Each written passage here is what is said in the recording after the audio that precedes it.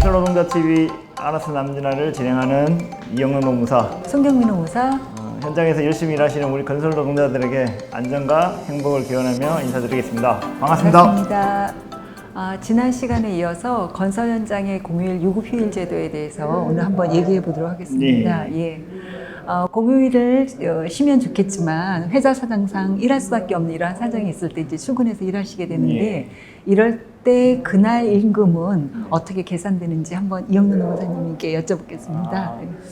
보통 이제 평소대로 현장에 출근해서 아침 7시부터 5시까지 일을 한다면 이제 일반적으로 한 두 공수가 생기지 않냐 이렇게 생각하기 쉽죠. 그러니까 어차피 일날 안 해도 공수 하나가 있고요. 그리고 현장에 나와서 또 그날 일을 했기 때문에 또 추가로 2개 이렇게 발생하는데, 근데 법적으로는 2.5공수가 발생하게 되는 게 원칙입니다. 왜냐하면 근로기준법에는 휴일 근로는 야간 근로와 동일하게 50% 시간의 수당을 추가로 지급하도록, 그러니까 0.5를 더 달아줘야 되는 거죠. 그래서 합쳐서 법적으로는 2.5공수가 발생하게 됩니다.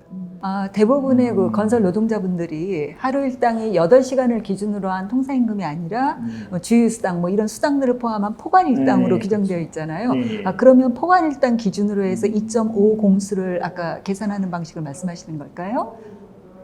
여기서부터 이제 복잡해지죠.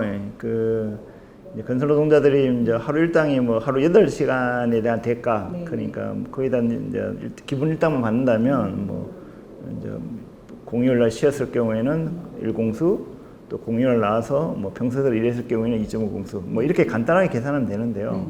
근데 문제는 이제 우리 대다수 건설 노동자들이 하루 일당에 지휴수당이나 공휴일 수당이 포함된 포괄 일당이기 때문에 직종에 따라서 또 공수 계산이 달라집니다. 그래서 예를 들면 공휴일 날 설비 직종으로 출근했고, 그리고 형틀이나 형틀이나 철근들이 현장에서 출근했을 경우에 이제 계산이 약간 달라져요. 그래서 설비 직종 같은 경우는 아까 하루 일당에 공휴일 수당까지 포함되어 있기 때문에 그날 나와서 일을 했다 하더라도 공수 하나만 생기는데, 그런데 이제 우리 형틀 목수나 철근 같은 우리 건설 노동자들은 공휴일에 출근했어요. 근데 3시까지 일을 하면 2.2공수, 그리고 평소대로 5시까지 일을 한다면 2.3공수 이렇게 받고 있습니다.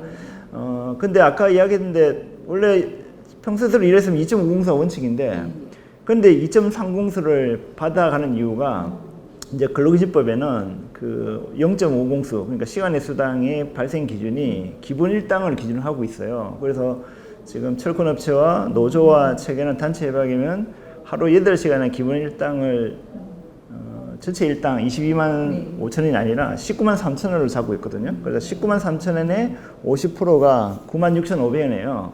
그러니까 그 19만 3천원에다가 96,500원, 그리고 하루 공수를 했기 때문에 22만 5천원, 이렇게 합쳐가지고 포괄일당 나누게 되면 2.3공수가 나오는 거예요. 복잡하죠? 네. 포괄근로계약이 사실상 포괄임금계약이 금지된다 그러면 이렇게 계산이 복잡하지 않을 텐데 넣었던 걸 다시 빼서 계산하느라고 아주 복잡해지는 것 같습니다. 그렇죠. 그럼 만약에요, 일하시다가 이렇게 공휴일날 근무를 하셨는데 회사에서 공휴일 수당을 지급하지 않거나 또 공휴일 때 근무했을 때 지급돼야 될 가산 수당을 지급하지 않았을 경우에는 우리 노동자분들이 어떻게 대응하셔야 되는지 여기에 대해서 좀 말씀 주셨으면 합니다. 이것도 예를 들면 공휴일날 일을 했는데 그날 공휴일 수당이라든지 아니면 휴일 근로 가산 수당을 추가로 지급하지 않았다든지 이런 경우에는 임금 체불에 해당되는 거죠. 그래서 일반적인 임금 체불 해결 절차처럼 그냥 노동청에, 현장을 담당하는 노동청에다가 진정서를 접수해서 그걸 통해서 임금을, 체불된 임금을 받아가는 그런 식으로 밟으면 될 것 같아요.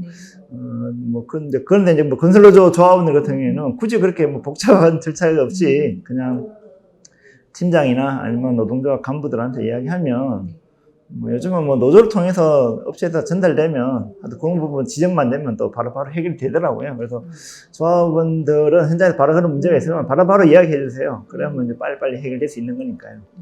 지난 시간에 이어서 건설 현장에서의 공휴일 유급휴일 제도에 대해서 알아봤는데요.